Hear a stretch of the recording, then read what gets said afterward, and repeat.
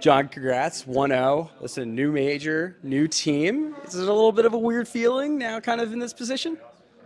Not really. I've been here for a while now, and I'm comfortable with the guys. I think that we have managed our expectations. We know what we have to do, and we're just here to play.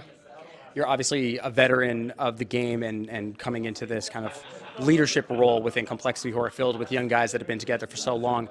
How are you trying to help them now in the major? They've obviously been in a major a couple of times, but you have that experience of going further and further. I'd say the main thing that I'm just always hitting home about is just we don't need to do anything that we haven't done before.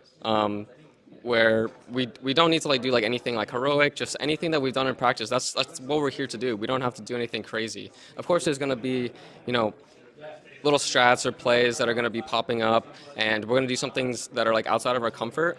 But in general, we should be very comfortable with everything. As long as our practice and everything has prepared us for this moment, which it has. I think that we had a really good boot camp. We learned a lot during it in terms of what we need to be focusing on from the macro and micro levels on certain spots of the maps. And I think that we have a good map pool as well. So we shouldn't be uncomfortable in any of these games. We just have to do what we've been practicing for, and we should go far. Obviously, there have been a lot of upsets already that we've seen in the opening stage, and complexity, paiN. You guys know each other pretty well. Are you looking that there's probably going to be some more bracket upsets going on? Do you think you could be one of those teams? I mean, I knew that there was going to be upsets. I feel every time I look at people's predictions and stuff, I feel like they're just Chat GPTing, and they just want the best team to win that's ranked higher, and that's usually just not how it goes. So I feel you always have to consider people's forms and maps of there's just so many variables. So as you can see, anything can happen. We're at the hardest tournament of the year, where everyone's feeling the pressure, and I feel any of the teams that feel that extra pressure and they start crumbling, the teams that are fired up and ready to go, especially the ones from the last stage, they can take advantage of that. And obviously, some of the teams from the last stage, mostly our friends from the South, the Brazilians, they brought us 2 more spots for the Americas. I mean, were you following along for that? How do you feel about that?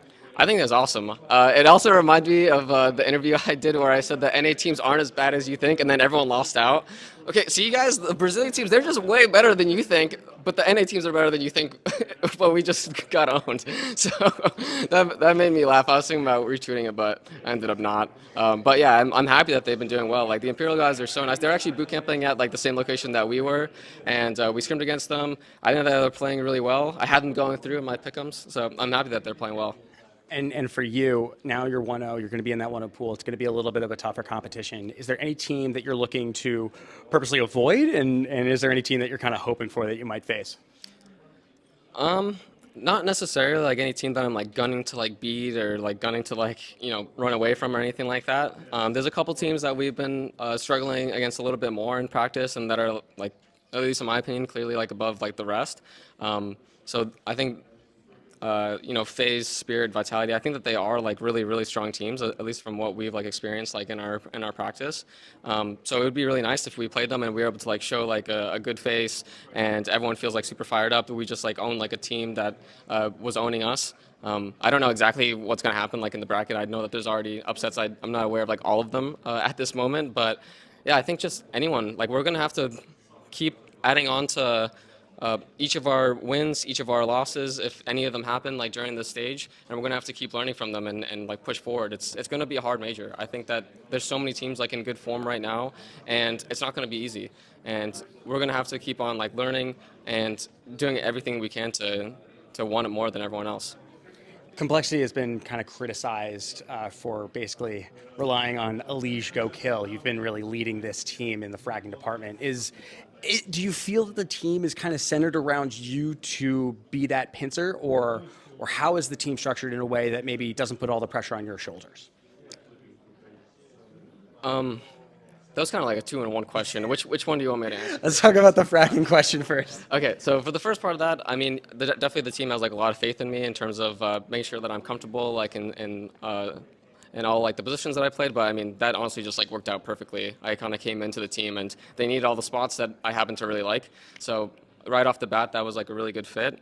And the team has a lot of faith in me in terms of if they want to drop me a hero gun, anything like that, they do end up giving me that P250s. So they do have a lot of faith, and they do put that onto me. But it's also on me to make sure that I perform in that.